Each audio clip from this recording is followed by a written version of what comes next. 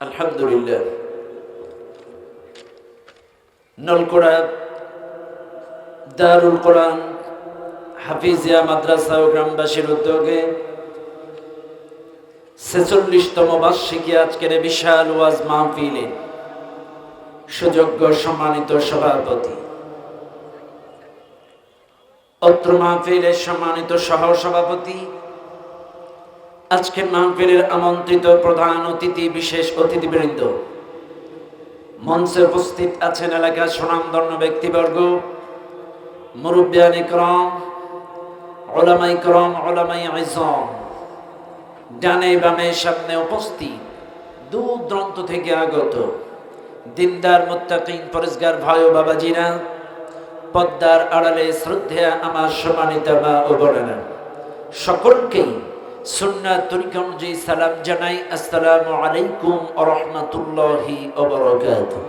সর্বপ্রথম শুকরিয়া আদায় করি সেই আল্লাহ সুবহানাহু ওয়া তাআলার দরবারে, যেই আল্লাহ তাআলা আপনাকে আমাকে অত্যন্ত দয়া করে মায়া করে এই কোরআনুল কারীমের মাহফিলে, জান্নাতি বাগানে আসার এবং বসার সুন্দর ব্যবস্থা করে দিয়েছেন, যিনি সেই মাবুদের দরবারে প্রাণ খুলে সমস্বরে সমবেত আওয়াজে সমবেত চেষ্টায় জীবনের শ্রেষ্ঠ শুকরিয়ার ঝান্ডাটা আল্লাহ তাআলার আরশ আজিমে পৌঁছায় দেয়। চিৎকার মেরে বলুন আলহামদুলিল্লাহ। আর একটু জোরে বলুন আলহামদুলিল্লাহ। দুরূদ ও সালাম পাঠ করি সে মহান মানবতার মুক্তির দূতের জন্য, যিনি আপনার আমার সকলের কিয়ামতের কঠিন মুসিবতের সময়ের একান্ত ব্যারিস্টার, আকায়ে নামদার তাজদারে মদিনা, বিশ্ব মানবতা শিক্ষক নবী মুহাম্মদুর রাসূলুল্লাহ, সবাই বলুন সাল্লাল্লাহু আলাইহি ওয়াসাল্লাম। মাগফিরাত কামনা করি সেই সকল ভাইদের জন্য যারা দ্বীনের জন্য, ইসলামের জন্য প্রাণ দিয়ে শহীদ হয়েছেন। আল্লাহ তাআলা তাদের সকলকেই জান্নাতুল ফিরদাউসের সর্বোচ্চ মর্যাদা দান করুন, বলেন আল্লাহুম্মা আমিন। আর জোরে বলেন আল্লাহুম্মা আমিন। সম্মানিত ভাইরা, আমি আপনাদের সামনে কোরআনুল কারীম থেকে একটি আয়াত তেলাওয়াত করেছি। আমার জন্য দোয়া করুন। যে আয়াতটি তেলাওয়াত করলাম, এই আয়াতের আলোকে মানবতার মুক্তির নিরিখে আল্লাহ তাআলা আমার জবান দিয়ে কিছু কথা বলার তৌফিক দান করুন। চিৎকার মেরে বলুন আল্লাহুম্মা আমিন। আর একটু জোরে বলুন আল্লাহুম্মা আমিন। সম্মানিত ভাইরা, এই মাহফিল যারা আমরা শুনতে এসেছি, লাভ না লস? আরো জোরে বলেন লাভ না লস? আমরা আপনাদের জন্য বিরিয়ানির ব্যবস্থা করি নাই, 500 টাকা করে ব্যবস্থাও করি নাই যে আপনাদের সকলকে দিব, কিন্তু তারপরেও আরামের ঘুম হারাম করে, বাড়ি ছেড়ে, ঘর ছেড়ে, বউ ছেড়ে, বাচ্চা ছেড়ে, দূর দূরান্ত থেকে নসিমনে করিমনে বাইসাইকেল পায়ে হেঁটে আপনারা এই মাহফিলে এসেছেন। একটি কথা ক্লিয়ার, এই মাহফিলে যতক্ষণ বসবেন শুনবেন, ততক্ষণ পর্যন্ত আল্লাহর রহমতের বাড়ি দ্বারা আপনাদের উপরে বর্ষণ হবে। সুবহানাল্লাহ বলবেন না? একটু জোরে বলুন সুবহানাল্লাহ। দেখেন, আমি কিন্তু যেখানেই কথা বলি, যেই মাহফিলেই কথা বলি, একটু রিল্যাক্সে কথা বলার চেষ্টা করি। কারণ নিজের এলাকা বলে আনইজি ফিল করব তা কিন্তু না। আপনাদের কাছে আমার অনুরোধ, বাইরেও যা, এলাকায়ও তা, আমার সাথে একটু পাই টু পাই জবাব দেবেন। এখন কিন্তু প্রায় জায়গায় সড়ক দুর্ঘটনার নিউজ পাওয়া যায়, পেপার পত্রিকা, সোশ্যাল মিডিয়ায়। এই যে সড়ক দুর্ঘটনা কেন হয়? সড়ক দুর্ঘটনা হওয়ার অন্যতম কারণ, ড্রাইভার যদি অ্যাক্টিভ না থাকে, সজাগ না থাকে, ঘুম ঘুম ঝিমঝিম মন মানসিকতা যদি অন্যদিকে চেঞ্জ করে দেয়, এই পরিবহন খানাখন্দক দিয়ে যায় না রাস্তা দিয়া যায়? হ্যাঁ, তো আপনারা হলেন ড্রাইভার আর বক্তা, আমরা যারা, আমরা হলাম পরিবহন। ড্রাইভার ঠিক, পরিবহনও। আপনারা অ্যাক্টিভ থাকবেন, আমরা সড়ক সোজা পথ দিয়া চলব। আপনারা যদি ঝিমঝিম ঘুম ঘুম ভাব দেন, আমরাও তো ঘুমাবো। কথা পান ঠিক না বেঠিক? আল্লাহর কোরআন যতক্ষণ থাকবো জবান দিয়ে ঠিকঠাক সুবহানাল্লাহ আলহামদুলিল্লাহ বলবো ইনশা। কারণ এই পাবলিক আমার দেশের মানুষ মাহফিল শোনে ঠিকই, কিন্তু ঠিকঠাক কোন জায়গায় সুবহানাল্লাহ কোন জায়গায় আলহামদুলিল্লাহ এইটাও অনেকে বুঝে না, আবেগেই বলে। কথা কন না কেন? সম্মানিত ভাইরা, আসেন ভূমিকায় কথা না বলে আলোচনায় চলে যায়। আমার সময় খুব বেশি না, এলাকার মাহফিল যতক্ষণ থাকবো, আসেন আলোচনায় চলে যায়। সম্মানিত ভাইরা, কোন আয়াতের তাফসীর জানতে গেলে বুঝতে গেলে আপনাকে জানতে হবে শানে নুজুল।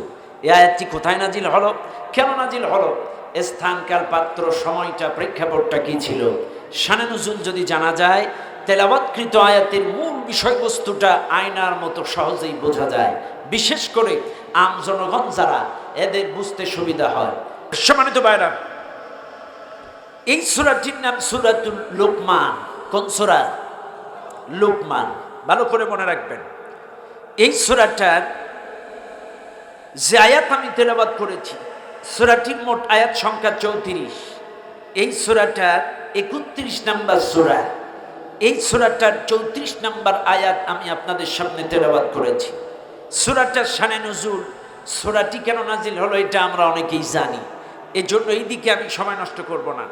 34 নম্বর আয়াতটা কেন নাজিল হলো, কোন কারণে নাজিল হলো, একটু ভালো করে মনে রাখবেন। প্রত্যেকটা কথা বেরেন দিয়ে ভালো করে শুনবেন। সম্মানিত ভাইরা, এই 34 নম্বর আয়াতটা নাজিল হওয়ার কারণ, মক্কার জিন্দেগিতে আল্লাহর নবীর জীবদ্দশায় প্রত্যন্ত অঞ্চলের একজন মানুষ, এর নাম ছিল হারেস ইবনে হাবশা। হারেস ইবনে হাবশা রাসূলের খেদমতে হাজির হয়ে গেলেন।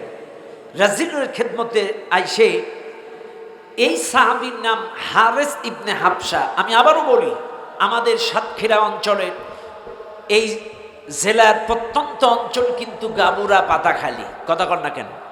প্রত্যন্ত অঞ্চল কোন জায়গায়?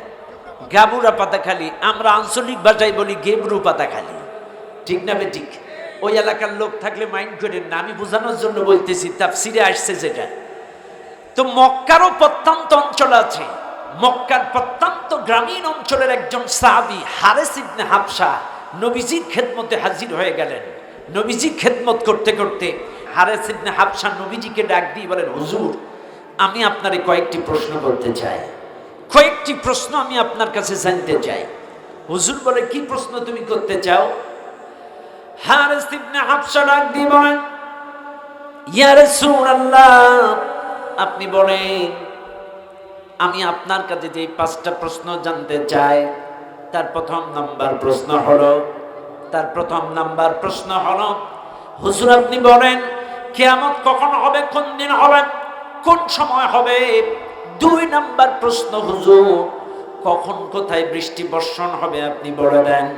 আমার 3 নাম্বার প্রশ্ন, হুজুর আমি বাড়ি থেকে আসার সময় আমার স্ত্রী গর্ভবতী স্ত্রী আমি রেখে এসেছি, হুজুর আপনি বলেন, আমার স্ত্রীর গর্ভে যেই বাচ্চাটা আছে, এই বাচ্চাটা ছেলে হবে না মেয়ে হবে, আপনি একটু বলে দেন। আমার 4র্থ নাম্বার প্রশ্ন, হুজুর আমি আগামীকাল কই যামু, কি খামু, আমার রিজিকে কি লেখা আছে, আপনি একটু বলে দেন। আমার 5ম নাম্বার প্রশ্ন, হুজুর আপনি বলেন, আমার জন্ম হয়েছে কোন জায়গায় আমি জানি, আমার জন্ম কোন স্থানে আমি জানি, কিন্তু আমার মৃত্যুটা কোন জায়গায়, কোন স্পটে, কোন হালাতে লেখা আছে, আপনি একটু বলে দেন। কয়টা প্রশ্ন? আরো জোরে কোন কয়টা? আরো জোরে কোন কয়টা? এই যে নির্বাচন সামনে, এইরকম স্লোগান দিবেন নাকি? অবশ্য এখন তো আর স্লোগান লাগে না। কথা কন না কেন? এই জন্য আপনাদের এই অভ্যাসও হারাই গেছে। কথা একটু জবাব দিবেন, কিন্তু আমার কথা হলো একটু জবাব দিবেন। একটু কি দিবেন? জবাব দিবেন। হারেস ইবনে হাবশা নবীজিকে 5টা প্রশ্ন করছে। কয়টা প্রশ্ন? 5টা। হারেস ইবনে হাবশা যখন নবীজিকে 5টা প্রশ্ন করছে, নবীজির তো এই উত্তর জানা নাই, এই প্রশ্নের জবাব তো রাসূলের জানা নাই।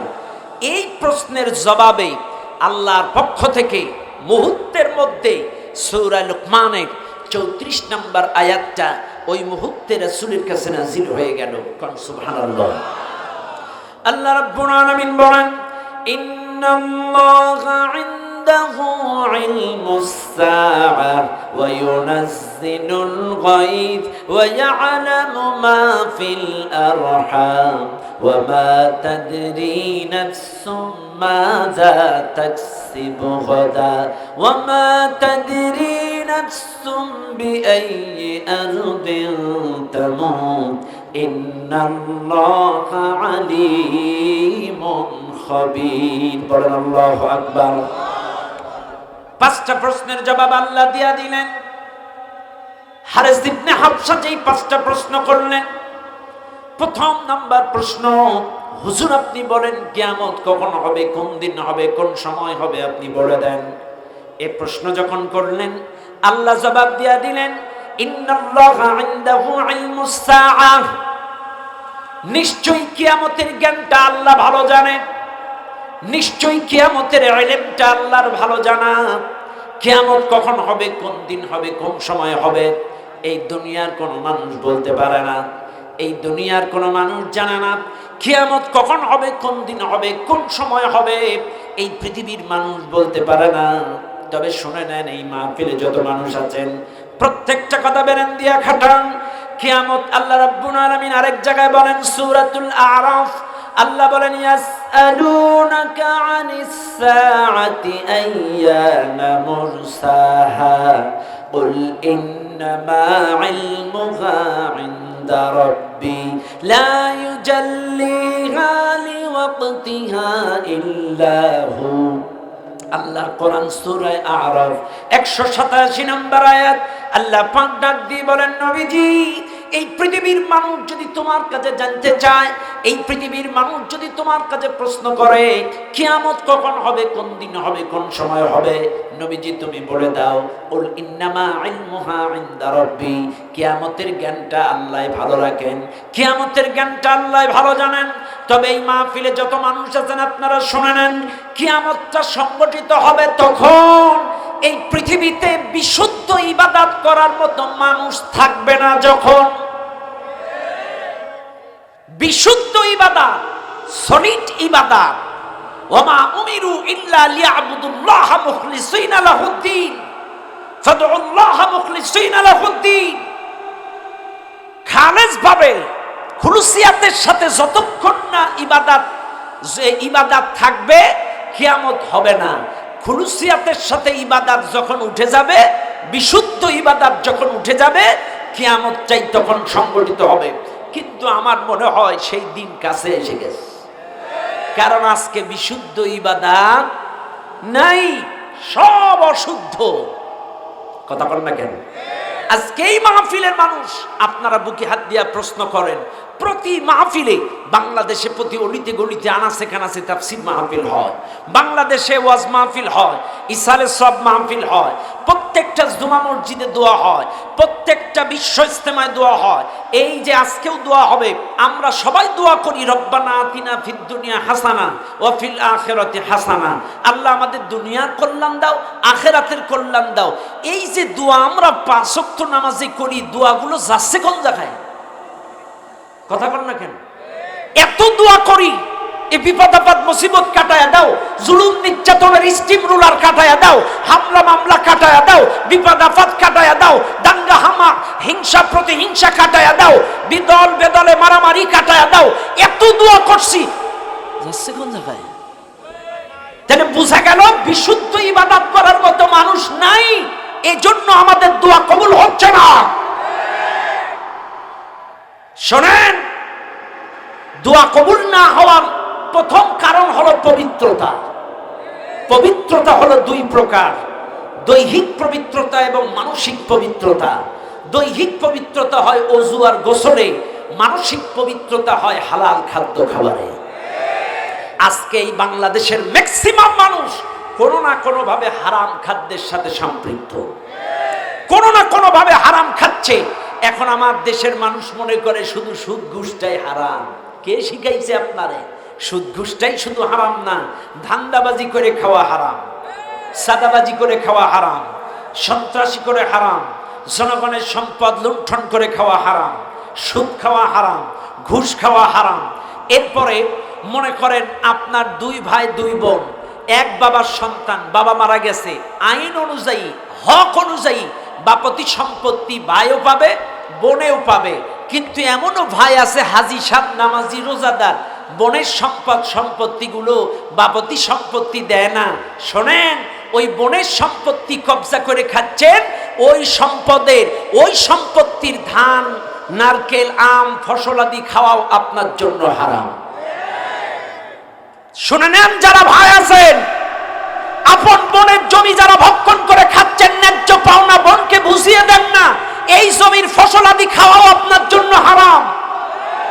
মুদিখানার দোকানদার যারা আছেন, বিড়ি খাওয়া যদি হারাম হয়, বিড়ি বিক্রি করাও হারাম। কথা কন না কেন? বিড়ি খাওয়া যদি হারাম হয়, বিড়ি বিক্রি করাও হারাম। বিড়ি খাওয়া ওয়াজ হারাম এ কথা বললে কেউ মাইন্ড করে না, কিন্তু যদি বলি বিড়ি যে বিক্রি করবে এই বিক্রির টাকা খাওয়া হারাম, অনেক মুদির দোকানদার আন পরে রাগ করবে। কিন্তু শোনেন, যেটা সত্য আমাকে বলতেই হবে, আপনার নামাজ কেন কবুল হচ্ছে না, আপনার দোয়া কেন কবুল হচ্ছে না? আপনার মুদির দোকানে আপনি বিড়ি বিক্রি করছেন, আপনার দোকানে আপনি গোল্ড সিগারেট বিক্রি করছেন, আপনার দোকানে আপনি মাদকা ওই যে সিগারেট নেশা জাতীয় জিনিস বিক্রি করছেন, এই বিড়ি সিগারেট বিক্রির টাকা আপনার জন্য হারাম। বুকে হাত দেন, ওই মুদির দোকানের ওই বিড়ি সিগারেটের বিক্রির টাকাই তো খেয়ে আপনি নামাজ পড়ছেন, কেন কবুল হচ্ছে না নামাজ? বুকে হাত দেন, কোনো না কোনো ভাবেই আপনি হারামের সাথে সম্পৃক্ত, কোনো না কোনো ভাবেই আপনি তার সাথে লিয়াজু আছেন। কথা কোন ঠিক না বেঠিক? আমার ভাইরা, কথায় কথা বেড়ে যায়। বিশুদ্ধ ইবাদত করার মতো মানুষ যখন থাকবে না, কিয়ামতটা আল্লাহ সংগঠিত করবেন। তাহলে প্রথম নাম্বার প্রশ্নের জবাব, কিয়ামতের জ্ঞানটা আল্লাহ ভালো রাখেন। সেকেন্ড প্রশ্নের জবাব, প্রশ্ন করেছেন হুজুর আপনি বলেন কখন কোথায় বৃষ্টি বর্ষণ হবে?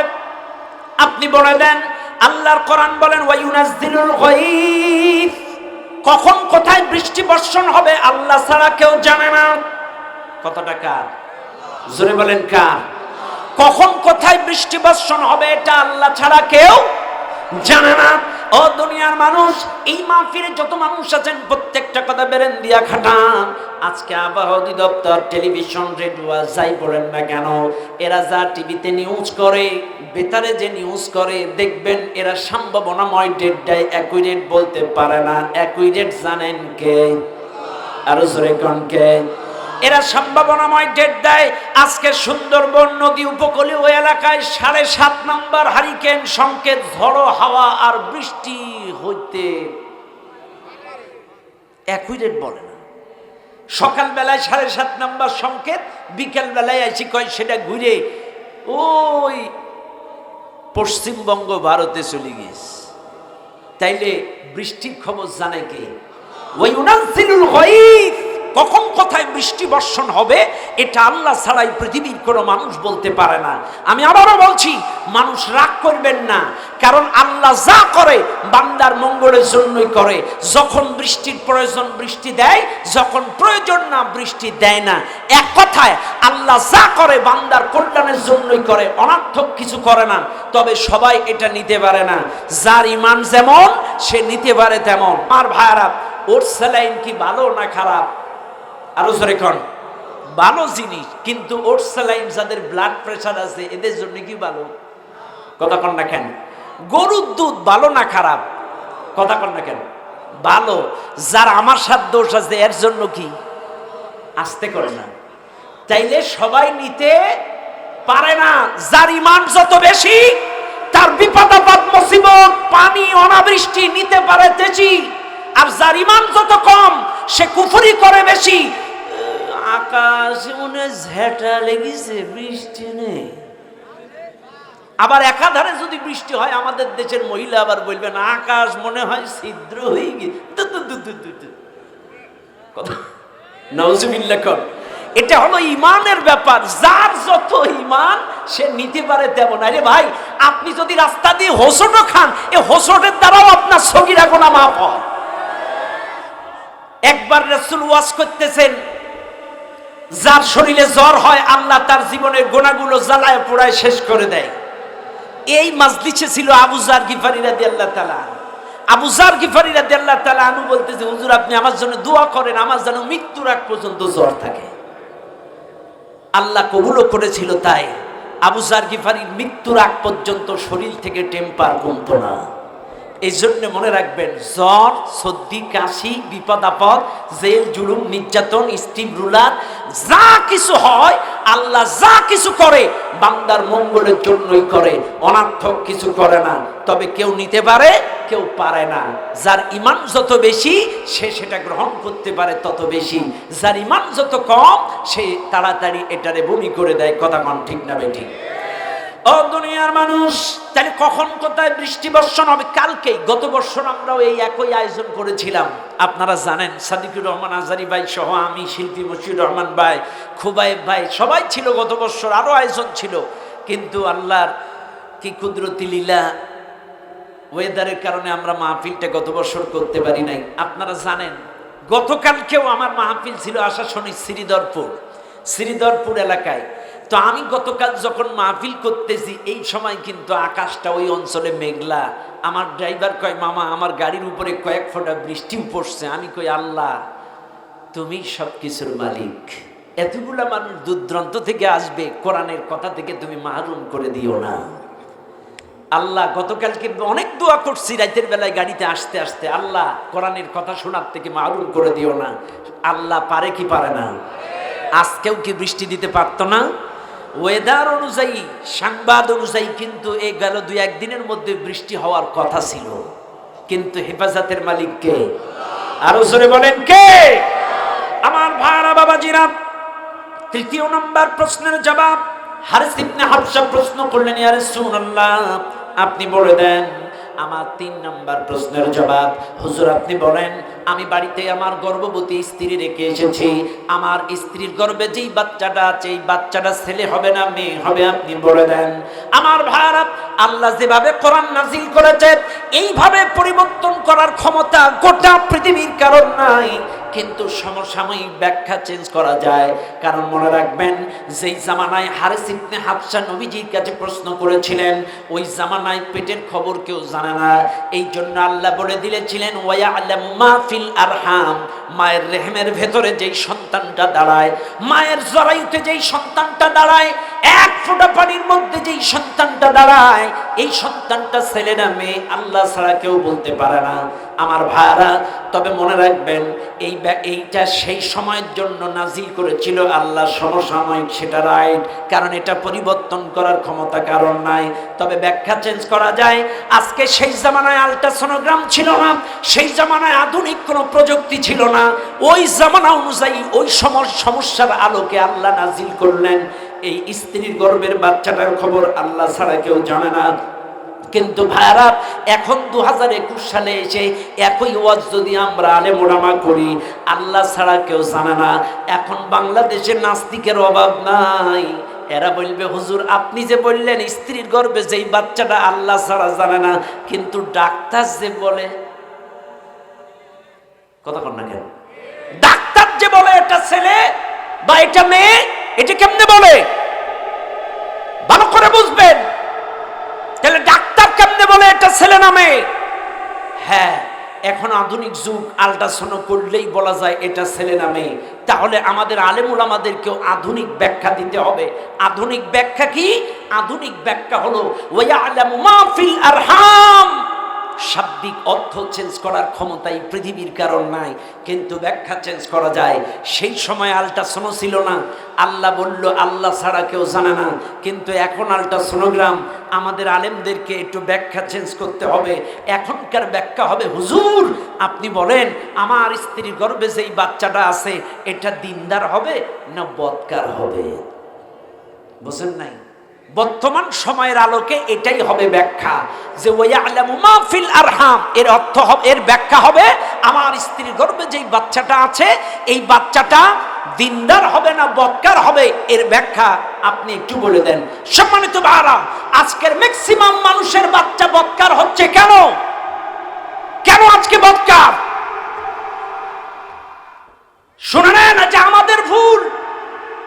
আজকে আমাদের কাছে পানি পড়ার বোতল নিয়ে আসে, একটু পড়ে দেন, নামাজ পড়ে না।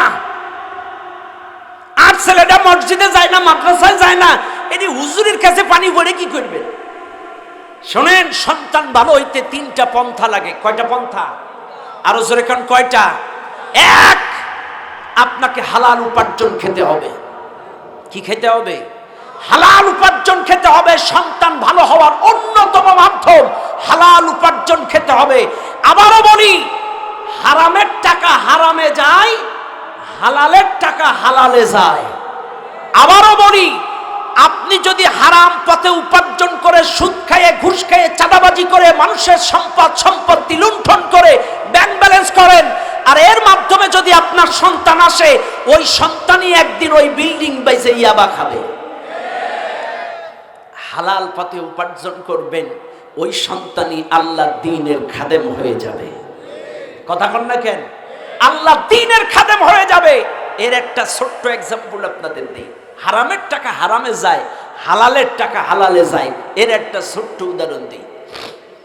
বাইরে আমার সন্তান ভালো হওয়ার মাধ্যম বলতেছি। এক পীর সাহেবের কাছে এক মুরিদ গেছে, যাই বলছে, হুজুর এই নেন 10,000 টাকা আপনার দরবারে দান করলাম, আর আমি আপনার কাছে বায়াত নিতে চাই, মুরিদ হইতে চাই। পীর সাহেব বলতে চাই, তো যেন তেন কেউরে মুরিদ বানাই না, আর কাছে মুরিদ হইতে গেলে সত্য আছে। কি সত্য? সত্য হলো এই, তুমি যে 10,000 টাকা আমার দান করতেছো, এই 10,000 টাকা আমি নিব না। তুমি যাও, তোমার এলাকার 4 রাস্তার মোড়ে যাই 10,000 টাকা নিয়ে দাঁড়াও, সারাদিন দাঁড়াও।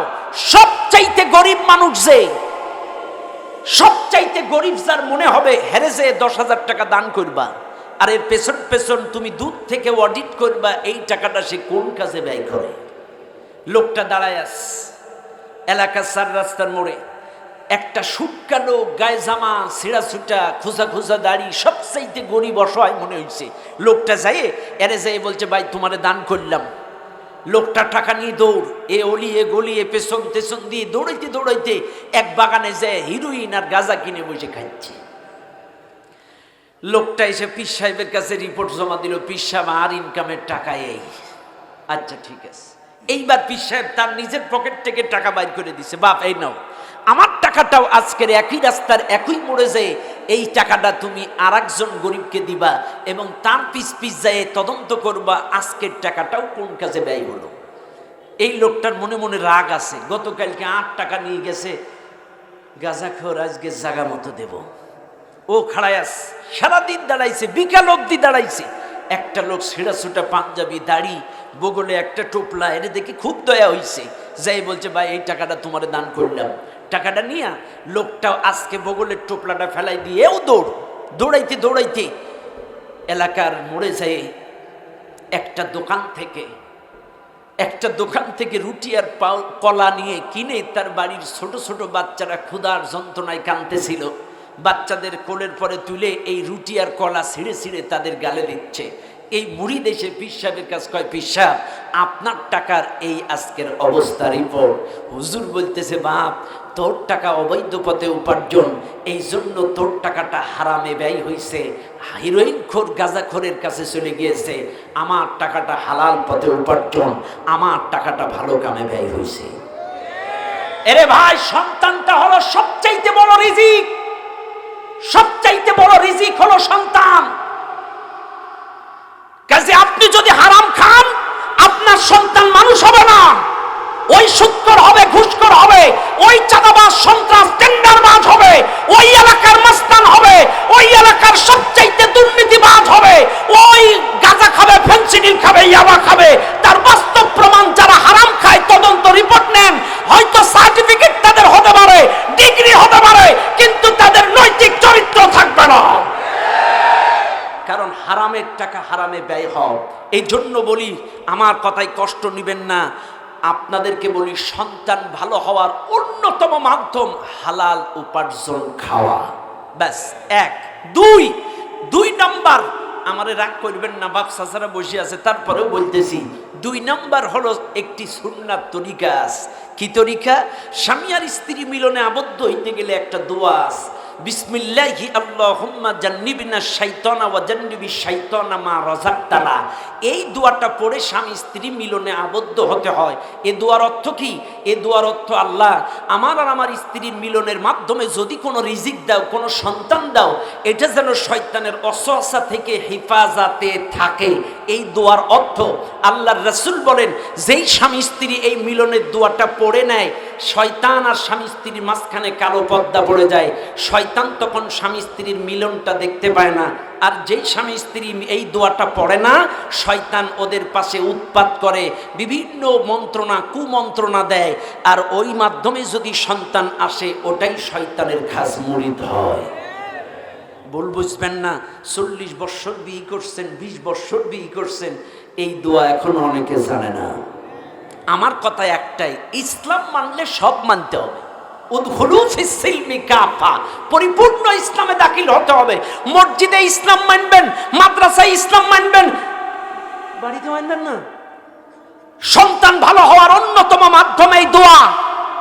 কারণ শয়তান নগ্নতা, বেহায়াপনা পছন্দ করে। স্বামী স্ত্রী যখন এই দোয়া পড়ে, শয়তান কিছু টের পায় না, শয়তানের চোখে পর্দা পড়ে যায়। আর যারা পড়ে না, শয়তান ওখানে ডিস্টার্ব করে।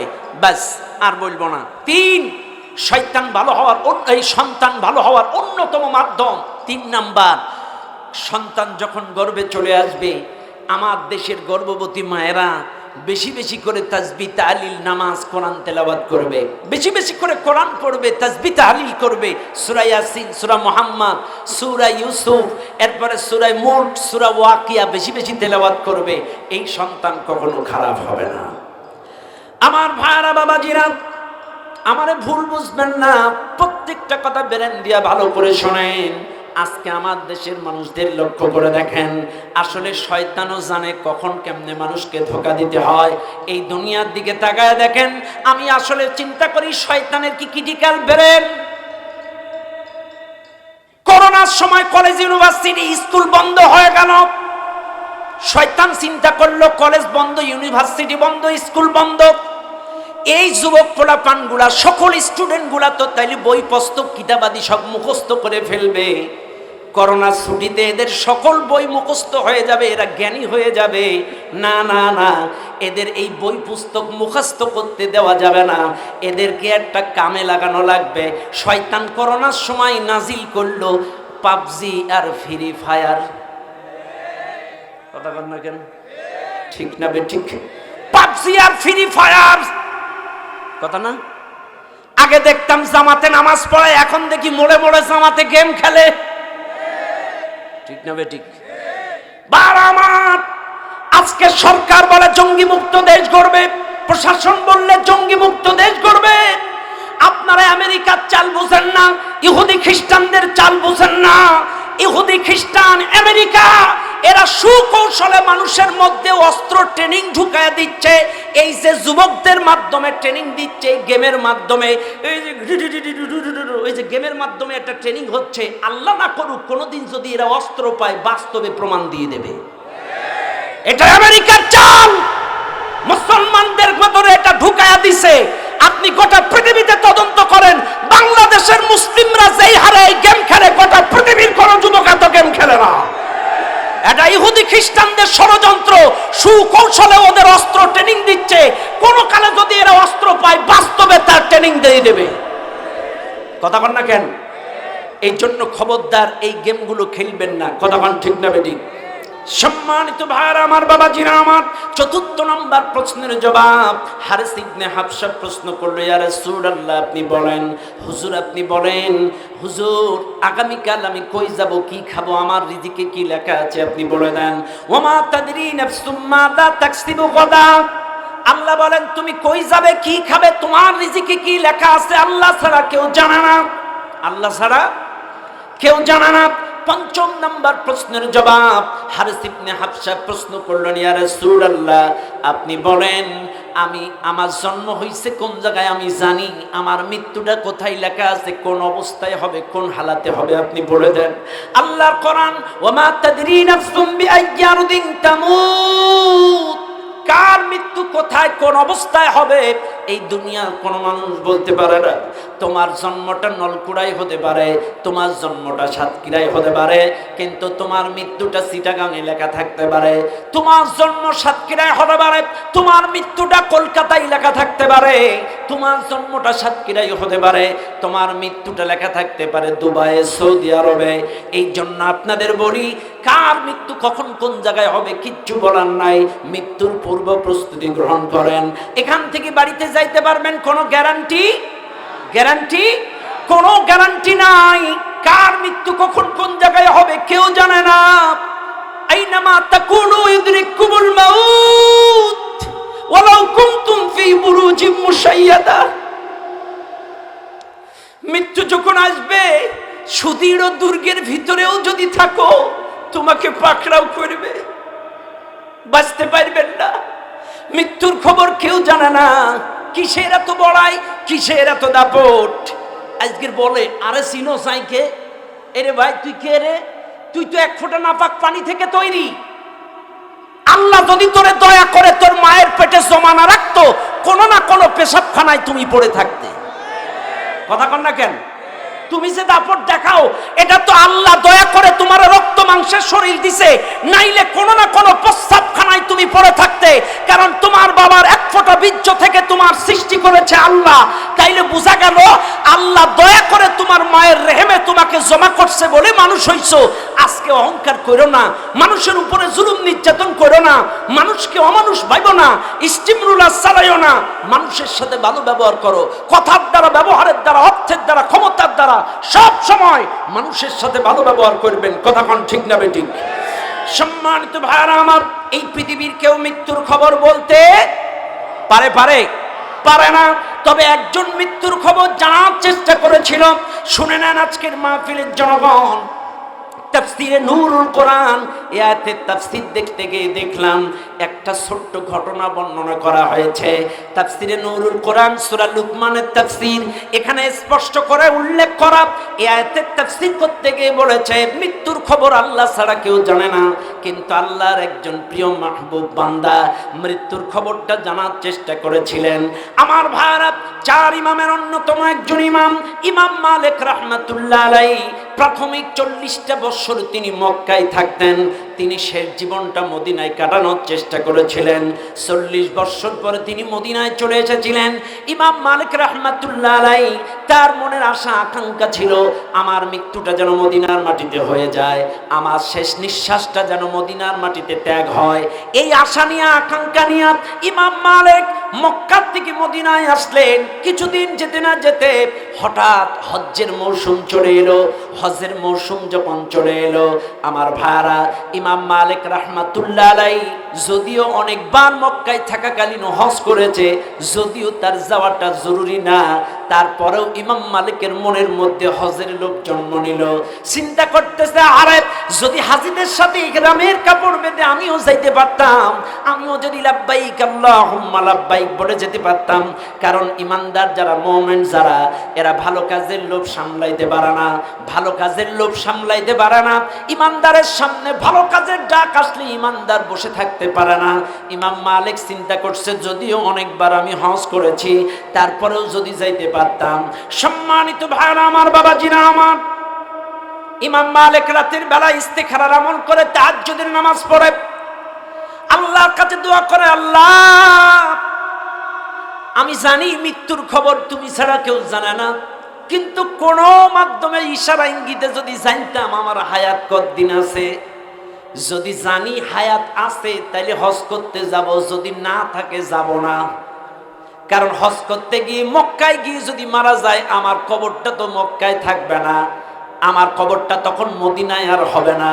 তাইলে কি করব আল্লাহ, যদি কোনো মাধ্যমে জানতে পারি আমার হায়াত কতদিন আছে, যদি হায়াত থাকে হজ করব, না থাকে করব না। হযরত ইমাম মালিক রাহমাতুল্লাহ আলাইহি অনেক কান্নাকাটি করে মৃত্যুর খবর জানার জন্য দোয়া করে ঘুমায় গেলেন। আল্লাহর নবী স্বপ্ন যোগে দেখা গেলেন। তাফসিরে নূরুল কোরআন, আল্লাহর নবী স্বপ্ন যোগে ইমাম মালিককে দেখা দিলেন। ইমাম মালিককে স্বপ্ন যোগে বিশ্ব নবী 5টা আঙ্গুল দেখায় দিলেন, হাতের 5টা আঙ্গুল দেখালেন নবীজি। কিছুক্ষণের মধ্যে ইমাম মালিকের ঘুম ভেঙে গেল, ইমাম মালিকের টেনশন আরো বেড়ে গেল।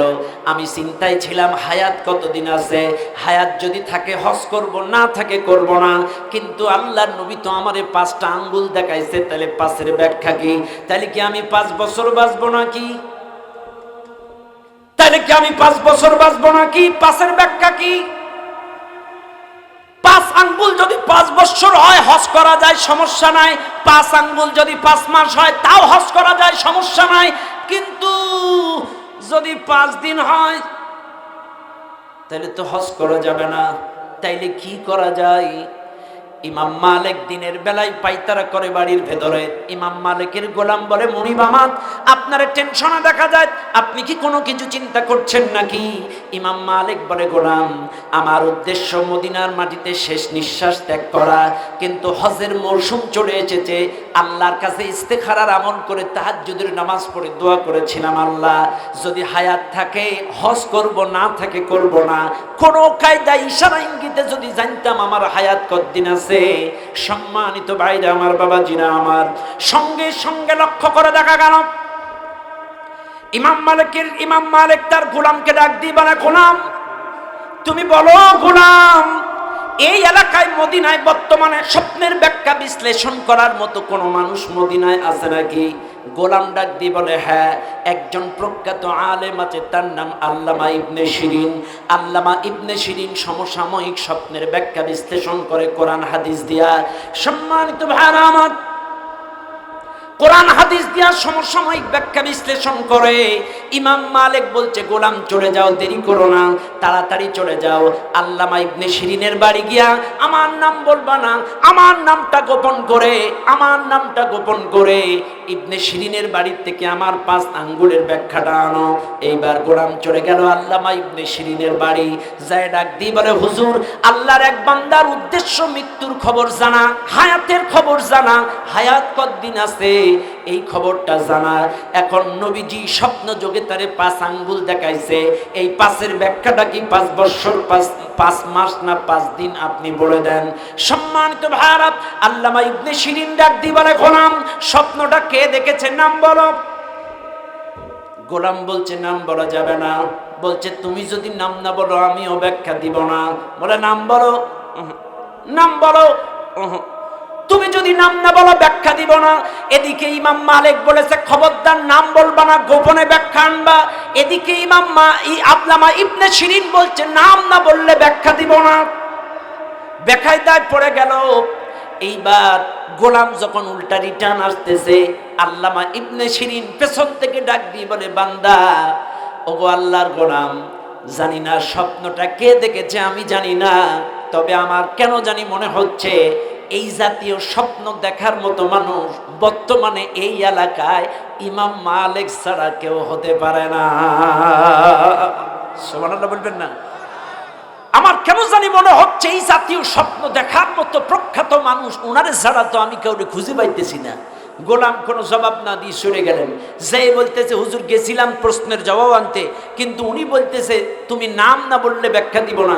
আমি নাম বলি নাই, আমি গোপনে আমি চলে আসতেছিলাম, কিন্তু উনি পেছন থেকে ডেকে বলে, স্বপ্ন কে দেখছে জানি না, কিন্তু কেন জানি মনে হচ্ছে এই জাতীয় স্বপ্ন ইমাম মালিক ছাড়া কেউ দেখতে পারে না।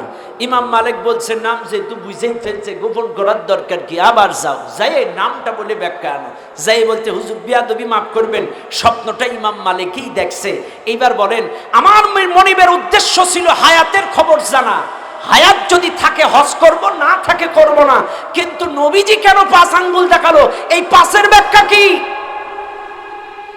তখন ইবনে শিরিন সূরা লুকমানের 34 নম্বর আয়াতটা বের করে বলে দিলেন, শোনো, আল্লাহর নবী যে 5টা আঙ্গুল দেখাইছে তার অর্থ হলো এই, কারণ ইমাম মালিকের উদ্দেশ্য ছিল হায়াতের খবর জানা, আর আল্লাহর নবী 5 আঙ্গুলের দ্বারা জানাইছে এই পৃথিবীতে যত মানুষ আল্লাহ সৃষ্টি করছে সকলকে যত জ্ঞান আল্লাহ দিছে, শুধু 5টা জিনিসের এলেম আল্লাহ মানুষকে দেয় নাই, 5টা জিনিসের জ্ঞান আল্লাহ মানুষকে দেয় নাই।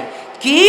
1 নাম্বার কিয়ামত কখন হবে, 2 নাম্বার কখন কোথায় বৃষ্টি হবে, 3 নাম্বার স্ত্রীর গর্ভের বাচ্চাটা দিনদার না বদকার হবে, 4 নাম্বার কখন কার রিজিকে কি লেখা আছে এটা আল্লাহ ছাড়া কেউ জানে না, আর 5 নাম্বার কার মৃত্যু কোথায় কোন অবস্থায় কোন জায়গায় লেখা আছে আল্লাহ ছাড়া জানে না।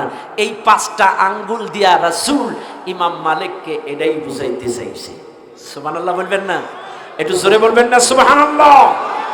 সম্মানিত ভাইরা আমার, এই জন্য আজকে মাহফিলে যারা আসছেন মনে রাখবেন, মৃত্যুর খবর আল্লাহ ছাড়া কেউ জানে না। ভাইরা আমার, এই মাহফিলে যারা আসছেন বাপ, সবাই আমার এলাকার সাতক্ষীরা জেলার আমার হিতাকাঙ্ক্ষী শুভাকাঙ্ক্ষী কোরআন প্রেমিক তৌহিদি মুসলিম জনগণ, ডানে বামে মঞ্চে অনেক প্রিয় সুধী সমাজ, আমার সামনে ডানে বামে সামনে বসা ভাইরা, আপনাদের কাছে আমি একটি নিবেদন জানাইতে চাই। সেটি হলো এই, আমাদের একটি মাদ্রাসা আছে।